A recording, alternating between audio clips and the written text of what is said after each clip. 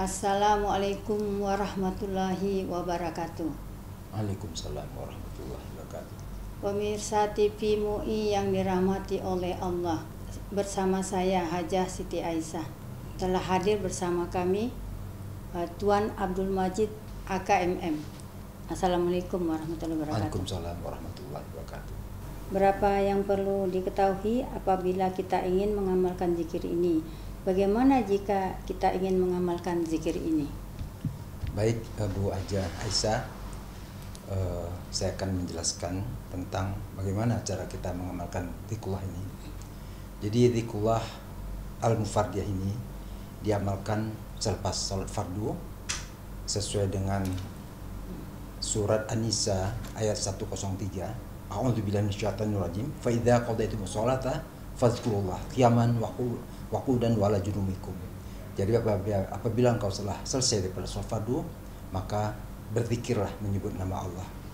Jadi zikir kita ini diamalkan tiap-tiap lepas salat fardu secara istiqomah. Sesuai dengan hadis Nabi yang mengatakan Allah lebih menyukai suatu amalan yang berketerusan atau istiqomah, walau hanya sedikit tapi dikerjakan secara terus-menerus.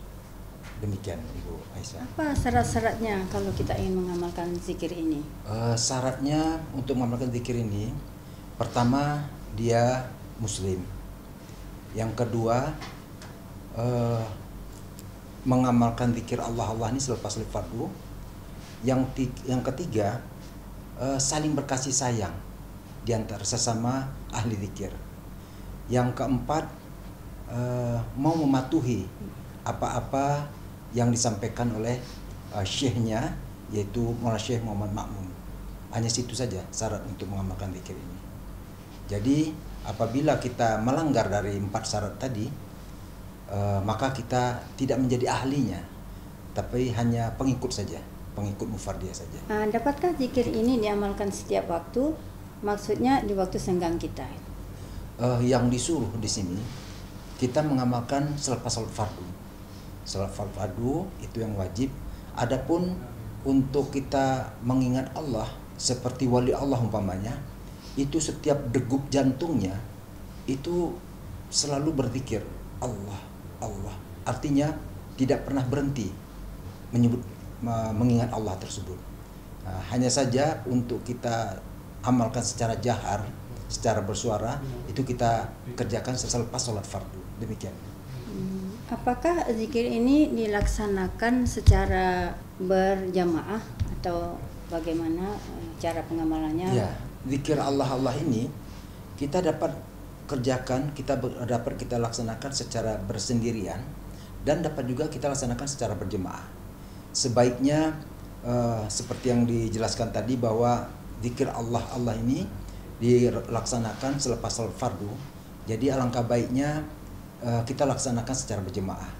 Umpama di rumah kita ajaklah anak istri kita untuk sama-sama berjemaah, atau kita ajak ke masjid umpamanya, atau kalau umpamanya repot, setidak-tidaknya kita sudah mendirikan sholat berjemaah di rumah kita masing-masing, seperti itu.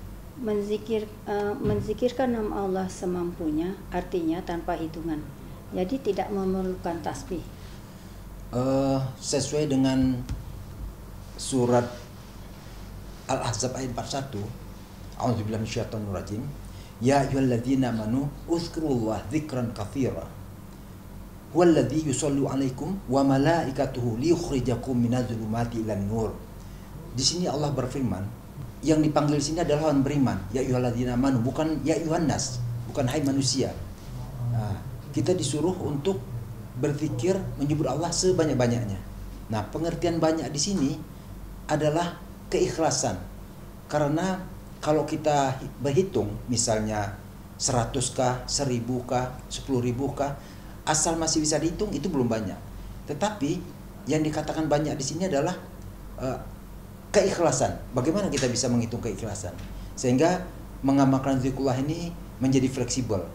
Misalnya kita ingin mengejar pesawat, kita memburu waktu, asal lepas daripada 3, kita menyebut Allah, Allah, itu sudah cukup.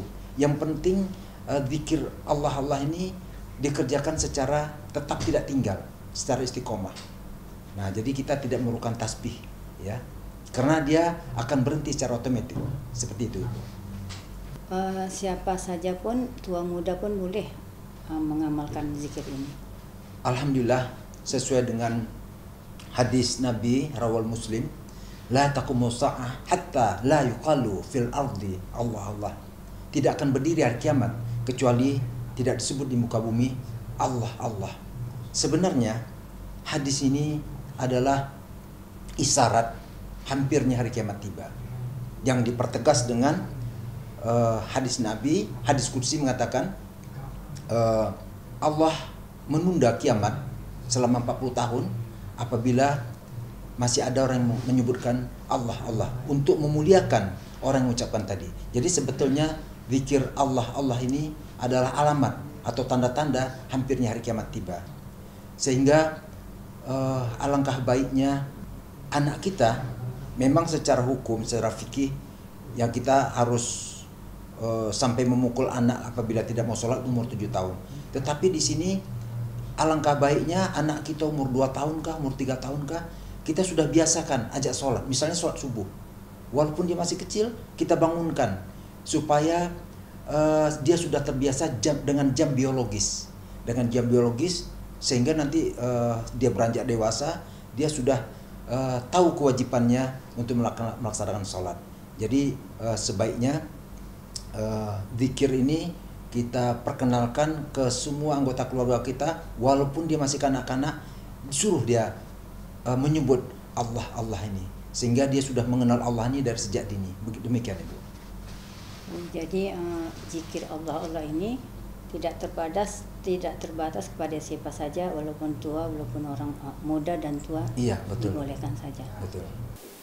Pemirsa TV MUI yang dirahmati oleh Allah, tetaplah bersama kami setelah jedah yang berikut ini.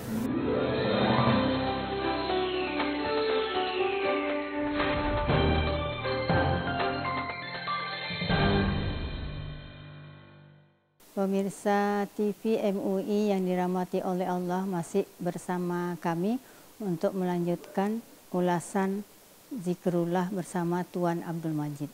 Pertanyaannya kita lanjutkan, apakah bisa diurai secara rinci figur pengazas zikrullah ini? Saya coba mengulas tentang pengazas zikrullah ini, yaitu Al-Alamah Al-Arbillah Maulana Syekh Haji Muhammad Ma'mun. Beliau berasal dari Tanjung Pura Langkat dan lahir dari Pulau Kampai di Sumatera Utara. Sejak kecil beliau sudah menunjukkan tanda-tanda kealiman. Jadi kalau anak-anak bermain bola, dia pun ikut bermain bola, tetapi dia pun sudah memakai celana itu sudah di bawah lutut. Dan dari mulai sejak kecil, beliau pun untuk menjumpainya, beliau ada di Masjid Azizi Tanjung Pura Langkat. Setiap jam 2 malam, beliau tidak pernah absen melaksanakan sholat tahajud di Masjid Azizi tersebut. Dan setelah beliau dewasa, dan beliau bekerja dengan Sultan Langkat, yaitu sebagai kepala pekan. Nah, pada satu hari beliau dipanggil oleh Sultan Langkat untuk menyelesaikan suatu pekerjaan. Nah, setelah bertemu dengan Sultan Langkat tersebut, masuklah waktu azan zuhur. Setelah mendengar azan zuhur itu, beliau pun minta izin kepada Sultan Langkat. Ya Tuan, saya minta izin dulu untuk melaksanakan sholat zuhur. Lalu Sultan Langkat mengatakan, nanti saja kita bersama-sama untuk melaksanakan sholat. Lalu apa jawab Masih Ma'mun? Beliau menjawab, saya harus patuh kepada Tuhan atau kepada Tuhan. Itu jawaban beliau. Assalamualaikum. Ditinggal Sultan tersebut. Nah, setelah selesai sholat, beliau pun kembali lagi ke tempat rapat dengan Sultan Langkat tadi. Tetapi Sultan sudah meninggalkan tempat dan berpesan agar nanti pada maghrib supaya menghadap Sultan Langkat.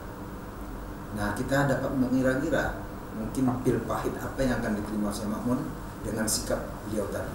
Dan beliau pun menghadap pada maghrib. Nah setelah ketemu, tetapi lain yang terjadi. Apa ucapan saudara angkat? Saudara Ma'mun, saya melihat saudara sangat sungguh-sungguh mengamalkan Islam ini. Kalau saudara mau, saya akan kirim saudara ke Makkah untuk menuntut ilmu. Apakah saudara bersedia? Insya Allah Tuhan. Itu jawaban beliau.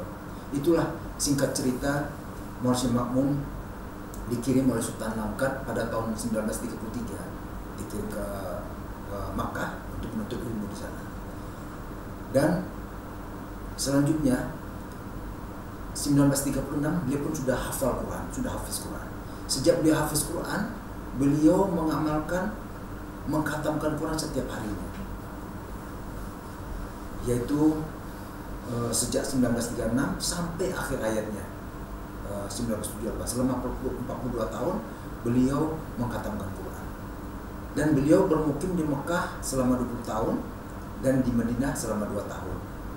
Beliau kembali ke Indonesia tahun 1955. Nah, dan zikir ini beliau dapatkan di Makkah, Masjidil Haram, itu pada tanggal 14 September 1994 atau bertepatan dengan 17 Muharram 1378 Hijriah. Itulah awal bermulanya zikrullah ini. Nah, jadi tentang kealiman Syekh Ma'mun ini banyaklah yang kagum kepada beliau dengan bacaan-bacaan beliau yang demikian hebatnya suara beliau, sehingga pernah waktu beliau membaca Quran, orang yang lewat di depan rumah beliau sampai berhenti. Demikian hebat, demikian merdunya, demikian fasahnya bacaan beliau. Jadi demikianlah secara singkat biografi dari Syekh Muhammad Ma'mun. Apakah ada alim ulama yang telah memberikan rekomendasi kepada jalan zikrullah ini? Yang memberikan rekomendasi tentunya banyak sekali, ya, khususnya para ulama yang beriktikadkan ahlu sunnah wal jamaah, semua menyokong perjalanan zikrullah ini karena memang sejalan dengan etikad atau akidah ahlu sunnah wal jamaah.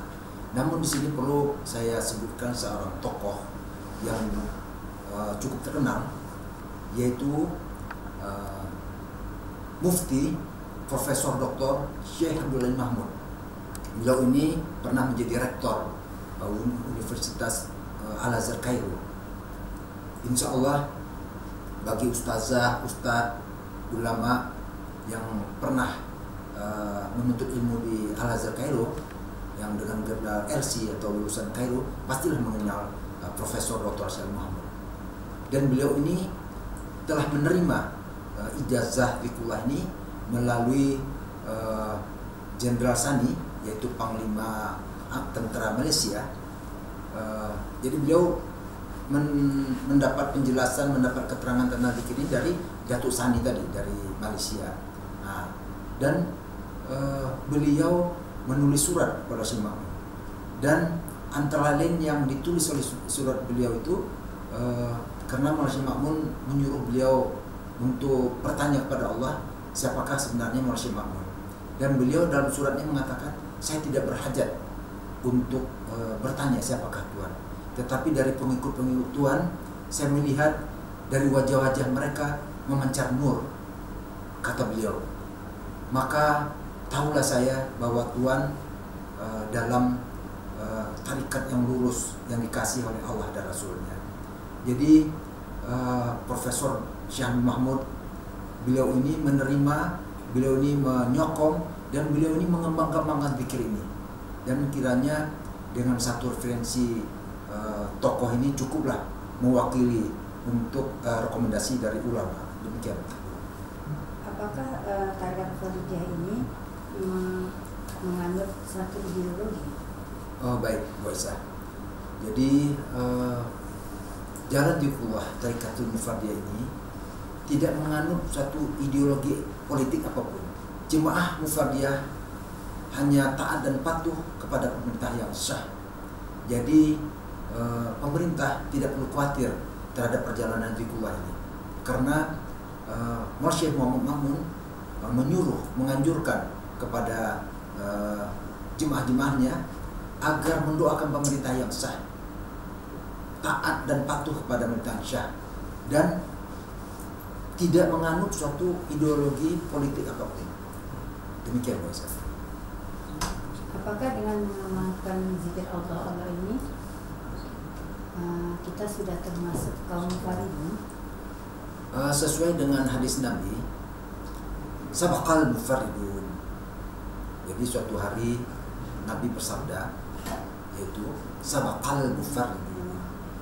Jadi kalau kita mendengar musabaqah, ya, musabaqah atau musabaqah tilawatul Quran, itu musabaqah itu berlomba-lomba, musabaqah.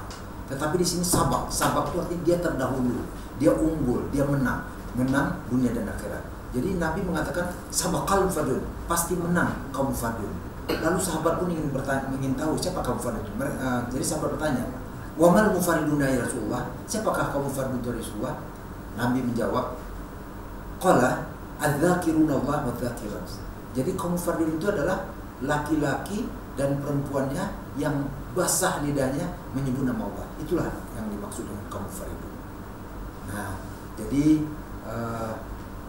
siapa-siapa yang mengamalkan zikrullah ini dan jelas sumbernya, seperti yang pernah disampaikan Imam Ghazali pada kitab Ilmuddin, siapa yang tidak berguru dalam mengamalkan ajaran agama, maka syaitanlah menjadi gurunya. Jadi di sini kita harus berhati-hati. Nah, jadi siapa yang mengamalkan zikir Allah ini, tapi dia tidak ada gurunya, ya kita tidak berani mengatakan dia juga kaum mufaridun, karena kita berpegang kepada ucapan Imam Ghazali tadi. Jadi apapun yang kita amalkan itu harus jelas, harus ada yang bertanggung jawab, harus ada syekhnya, harus ada gurunya. Nah, jadi insya Allah siapa-siapa yang mengamalkan zikir ini dan jelas syekhnya, jelas gurunya, maka masuklah dia ke dalam kaum mufaridun. Demikian. Demikianlah tema mengenai zikrullah ini. Mudah-mudahan mudah-mudahan pemirsa TV MUI sama-sama kita dirahmati oleh Allah Subhanahu wa taala. Amin. Assalamualaikum warahmatullahi wabarakatuh.